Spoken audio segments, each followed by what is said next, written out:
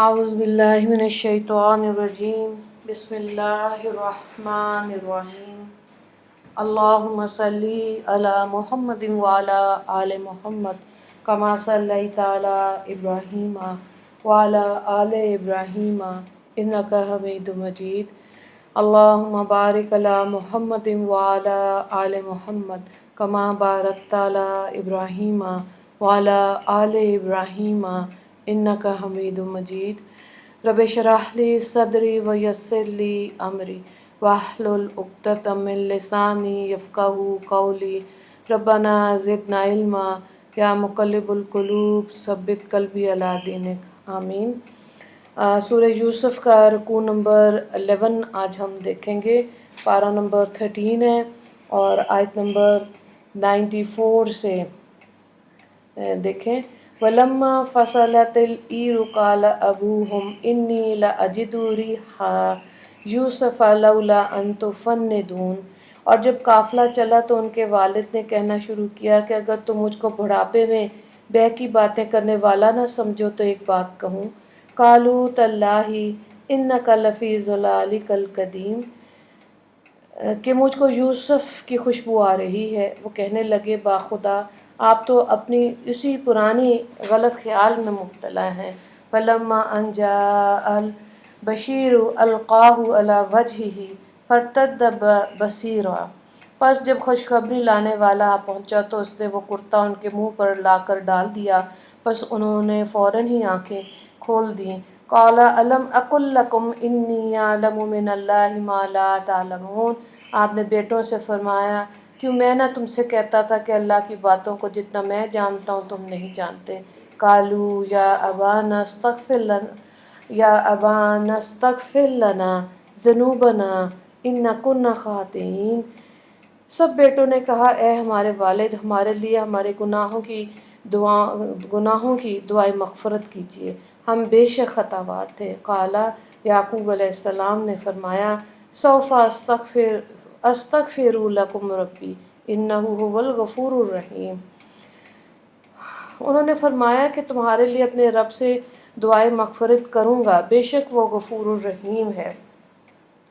تو یہاں پہ دیکھیں کہ جو اسلام میں معافی کا شرعی قانون ہے اس کے بارے میں آتا ہے کہ حضرت یعقوب علیہ السلام کے صاحبزادوں نے حقیقت واقعہ ظاہر ہو جانے کے بعد جو اپنے بھائی اور والد سے معافی مانگی، تو اس سے معلوم ہوا کہ جس شخص کے ہاتھ یا زبان سے کسی شخص کو تکلیف پہنچی یا اس کا کوئی حق اس کے ذمہ رہا تو اس پر لازم ہے کہ فوراً اس حق کو ادا کر دے یا اسے معاف کرا لے۔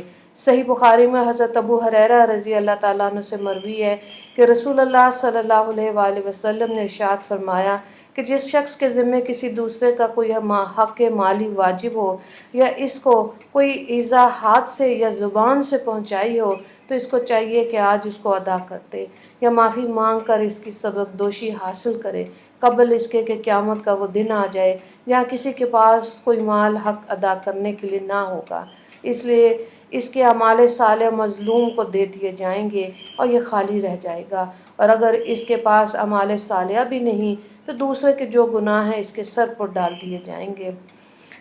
اللہ تعالیٰ رحم کرے۔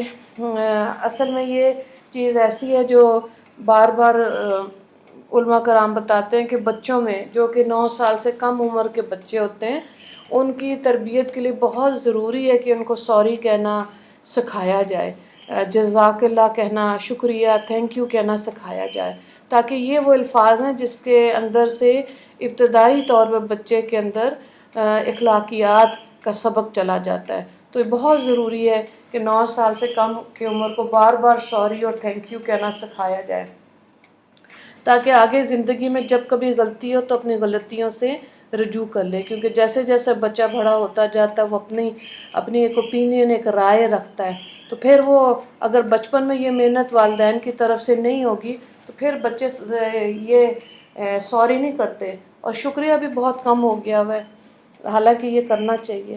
تو یہاں آیات کے حوالے سے یہ بات ہے کہ جب کرتا حضرت یوسف علیہ السلام کا جو انہوں نے دیا تھا بھائیوں کو کہ والد کو دے دیں، تو وہ بھی گھر پہنچنے سے قبل ہی حضرت یعقوب علیہ السلام کو اس کی خوشبو آئی، اور بہرحال بھائیوں نے جب وہ کرتا لا کے والد کو دیا، انہوں نے اپنے چہرے پر لگایا تو اللہ کے حکم سے ان کی بینائی واپس آ گئی تھی۔ سبحان اللہ۔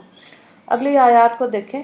فَلَمَّا دَخَلُوا عَلَى يُوسُفَ آوَى إِلَيْهِ أَبَوَيْهِ وَقَالَ ادْخُلُوا مِصْرَ إِن شَاءَ اللَّهُ آمِنِينَ۔ پھر جب یہ سب کے سب یوسف کے پاس پہنچے تو انہوں نے اپنے والدین کو اپنے پاس جگہ دی اور کہا سب مصر میں چلیے، اللہ کو منظور رہے تو امن چین سے رہیے۔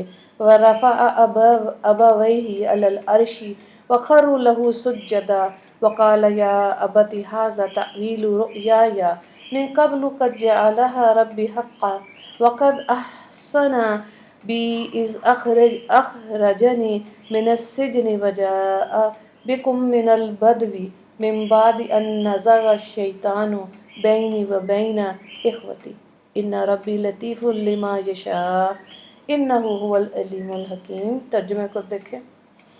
اور اپنے والدین کو تخت شاہی پر اونچا بٹھایا اور سب کے سب ان کے آگے سجدے میں گر گئے، اور یوسف علیہ السلام نے کہا اے میرے والد، یہ ہے میرے خواب کی تعبیر جو پہلے زمانے میں دیکھا تھا، جس کو میرے رب نے سچا کر دکھایا، اور خدا نے میرے ساتھ احسان کیا کہ ایک تو اس نے مجھے قید سے نکالا اور دوسرا یہ کہ تم سب کو باہر سے یہاں لایا۔ یہ سب کچھ بعد اس کے ہوا کہ شیطان نے میرے اور میرے بھائیوں کے درمیان میں فساد ڈلوا دیا تھا۔ بلا شبہ میرا رب جو چاہتا ہے اس کی عمدہ تدبیر کرتا ہے، بلا شبہ وہ بڑا علم والا اور حکمت والا ہے۔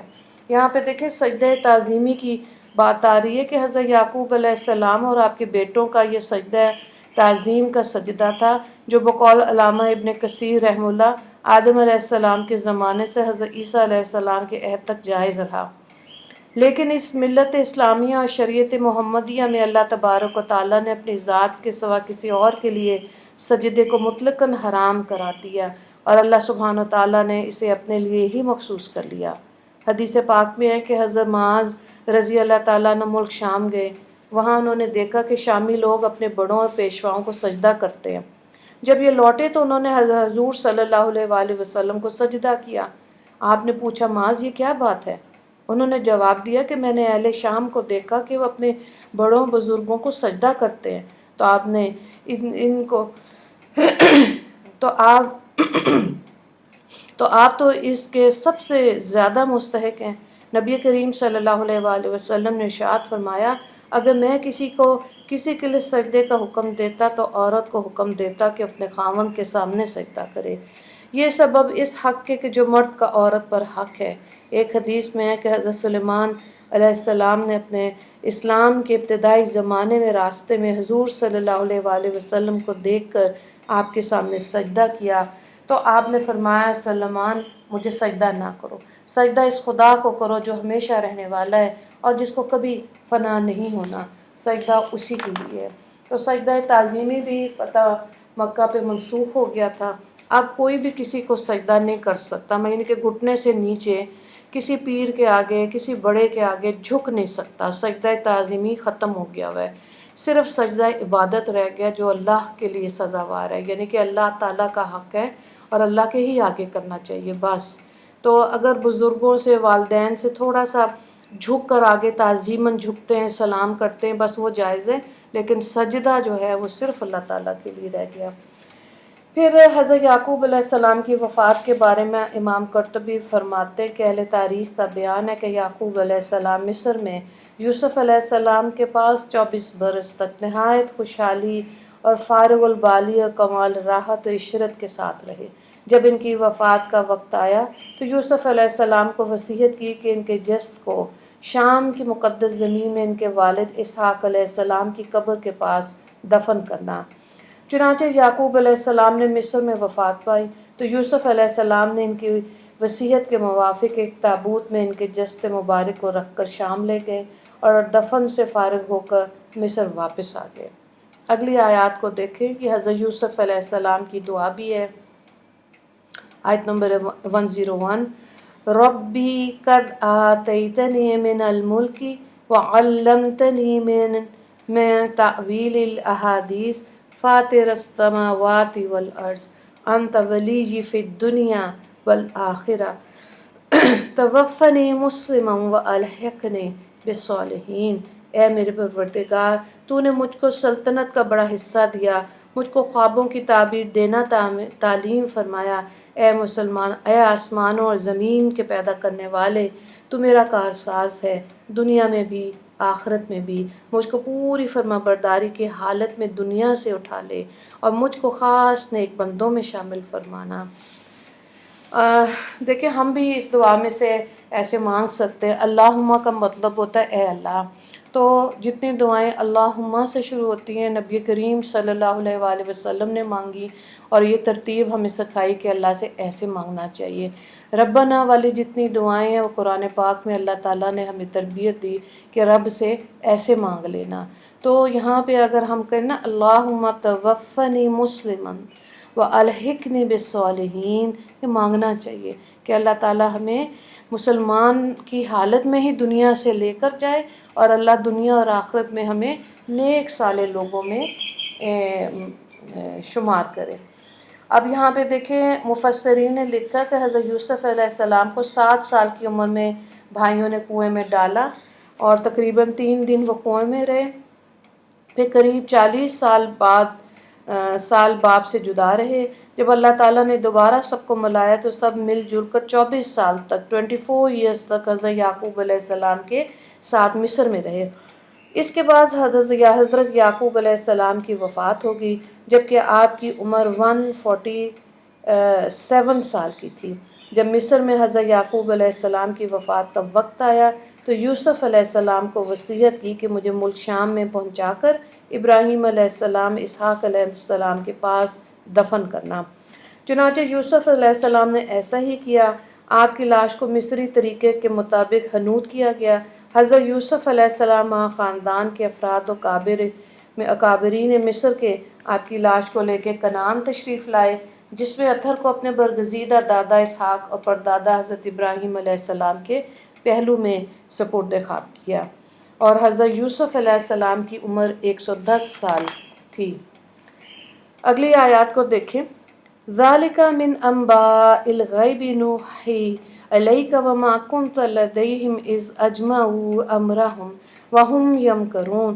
اے نبی، یہ قصہ غیب کی خبروں میں سے ہے، ہم وحی کے ذریعے سے آپ کو یہ قصہ بتلاتے ہیں، اور آپ ان کے پاس اس وقت موجود نہ تھے جبکہ انہوں نے اپنا ارادہ پختہ کر لیا اور وہ تدبیریں کر رہے تھے۔ وَمَا أَكْثَرُ النَّاسِ وَلَوْ حَرَصْتُ بِمُؤْمِنِينَ، اور اکثر لوگ ایمان نہیں لاتے گو آپ کا کیسا ہی جی چاہتا ہو۔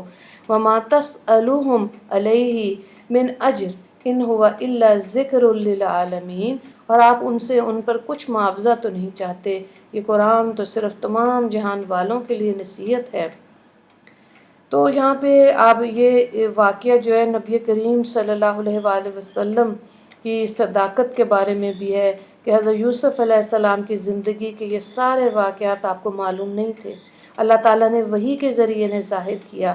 اور برادران یوسف جب ان کے والد سے جدا کرنے، کنویں میں ڈالنے کی تدبیریں مشورے کر رہے تھے تو آپ ان کے پاس موجود نہیں تھے، ان کی باتیں سننے اور حالات کا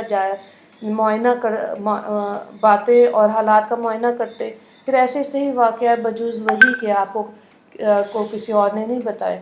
تو یہ واقعہ بھی لوگوں کے لیے عبرت کی بات ہے، اور اس سے انسان کا ایمان تازہ ہوتا ہے، اور ایک روحانی بیماری جس کا اس میں ذکر کیا گیا حسد، اس سے اپنے آپ کو بچانا چاہیے۔ اس رکوع کے جو 5 سوالات ہیں وہ دیکھیں۔ دین اسلام میں معافی کا شرعی قانون تحریر کریں، آیت نمبر 97۔ سجدہ تعظیمی کی وضاحت کریں، آیت نمبر 100۔ حضرت یعقوب علیہ السلام کی وفات کا مختصر قصہ تحریر کریں۔ حضرت یوسف علیہ السلام کی دعا تحریر کریں، آیت نمبر 101۔ حضرت یوسف کی وفات کتنی عمر میں ہوئی، آیت نمبر 101۔ دعا کر لیتے ہیں۔ اللہ تعالیٰ نے جہاں اپنے فضل و کرم سے ہم کو نبی آخر الزماں نبی کریم صلی اللہ علیہ وآلہ وسلم کی امت میں پیدا فرما کر شرف بخشا، تو ہم کو اپنے رسول پاک کا اتباع کامل نصیب فرما دیجئے۔ حضور کی سچی محبت اور عظمت عطا فرما دیجئے۔ یا اللہ ہماری دنیا میں بھی کارسازی فرمائیے، آخرت میں بھی ہمارا بیڑا پار لگا دینا۔ یا اللہ دنیا میں ہم کو اسلام ایمان کی زندگی نصیب فرمائیے، اور آخرت میں صالحین کے ساتھ ہمارا حشر فرمانا۔ یا اللہ آپ نے ہم کو جو ظاہری باطنی نعمتیں عطا فرمائیں ان کو مرتے دم تک برقرار رکھنا اور ان پر اپنی رحمت سے اضافہ فرمانا اور ان پر شکر کرنے کی ہم سب کو توفیق عطا فرما دینا۔ یا اللہ اپنی قدرت کاملہ یقین ہمیں عطا فرما دیجیے اور اپنے نعمتوں کا شکر گزار بندہ بنا کر رکھنا۔ یا اللہ آپ ہی ہر کام میں تدبر ہمیں عطا فرما دیجیے۔ یا اللہ ہمارے تمام دنیا دین کے کاموں میں آسانی عطا فرمانا اور ہمیں حسن خاتمے کی دولت نصیب فرمانا، ہمارا ایمان پر رہنا اور ایمان پر دنیا سے جانا، یہ نعمت ہمیں نصیب فرما دینا۔ وآخر دعوانا ان الحمد للہ رب العالمین۔ اللہم اغفر لی مسلمین والمسلمات والمؤمنین والمؤمنات۔ السلام علیکم ورحمۃ اللہ وبرکاتہ۔